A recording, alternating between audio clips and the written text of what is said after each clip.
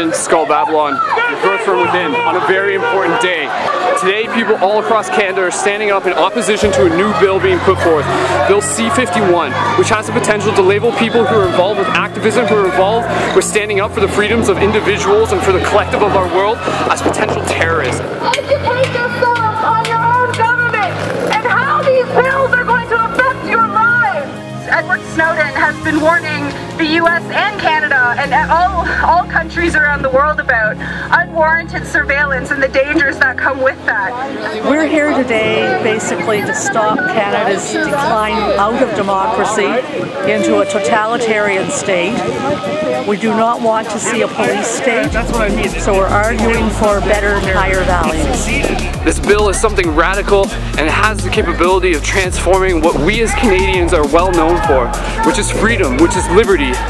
And by doing what we are doing here today, we are standing up for everyone in the entire world. We are helping create a better future. We are putting forth the intent to be able to return the sovereignty to the individual. What about peaceful protesters like us today? We fit into that category of inciting terrorism. What about war resistors? What about the media? Are journalists going to be censored or face legal consequences for their reporting? We should be able to defend the land! Defend the land like Indigenous and First Nations people have been doing for generations without being called a terrorist or a threat to the Canadian economy, a threat to Canadian security. Another very important thing to keep in mind with events like this, with these protests, rather than fighting against what you hate, stand for what you love. What is the change that you wish to see in the world? I wish that everyone would come together as a community and speak together one-on-one and show each other the support and teamwork that we need as human beings. I wish that we could come together with the government and make change together and work together rather than constantly trying to fight against them. I just wish for more love and cooperation, because at the end of the day we're all the same. We're all one. Number one. To me, as a First Nations person, I'm standing beside my ancestors and doing what they've done since they've been here, which is protecting the land and its resources for our future. What's your job? What is your job as little people? What is your responsibility? To take care of Mother Earth. That's right. That's right. You guys are the future. That's right. Good job, you guys. We are together, we are united, that people all across the world are evolving. This story is a part of our story, it's part of the shift in consciousness. What is happening here today is creating a ripple that is making a wave, that is transforming the inner alchemy of our society to help us be able to create a brighter future for everyone.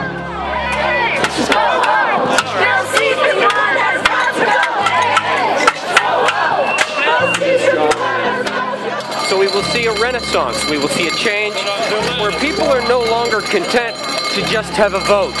They actually want an action. They want to be part of their own life. They want to control and be the steering of their own reality. And that's what you're seeing here today. That's why these people are here. They're here to take charge of their own reality without fear from others.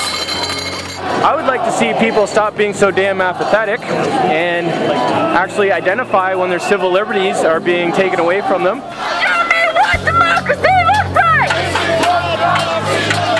Turn off your television, start doing some reading and some alternative sources, educate yourself on the issues. This is a big deal. There are horrible things happening in the world and we have to be able to rebel against them. I will not be silenced, and I want the government to start working for the people and not just the rich elite. I've said it before and I'll say it again. If anybody can do it, it might as well be the Canadians. We have the opportunity to set an example. We have the opportunity to lead in peaceful demonstration, to voice our voice, to stand up for the people who are not here, to be a collective, and to be able to stand in unity. Our actions, before anything else, come from the heart, and everything else, logic and other things come after. It's just caring for each other to make sure all our basic needs are met. Thinking and acting and being from a primarily spiritual state. Our enemies are fear and apathy. We can fight that with hope and belief. We are a strong and beautiful people. All people. Protect that. Spread the word. Don't be afraid to speak out.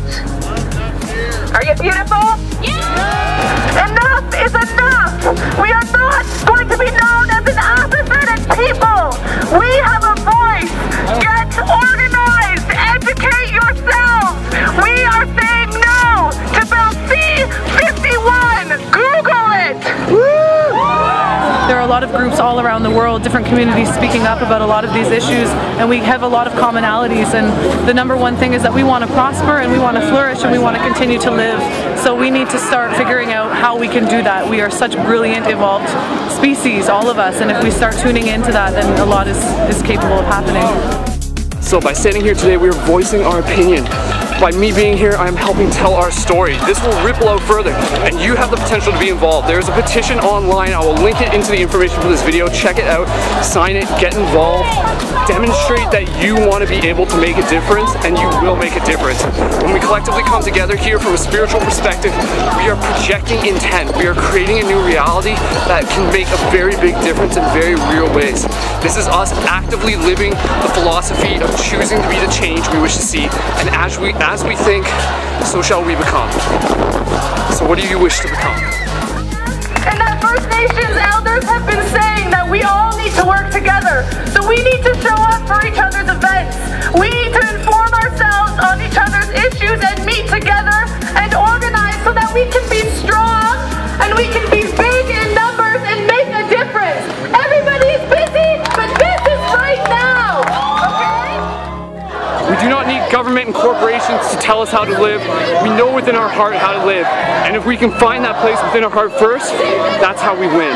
So check in with yourself, find that love within your heart, and then live it. Live it through your actions of your everyday life. Choose to be the change that you wish to see. Every chance, every day is an opportunity to change this world. What choice will you make?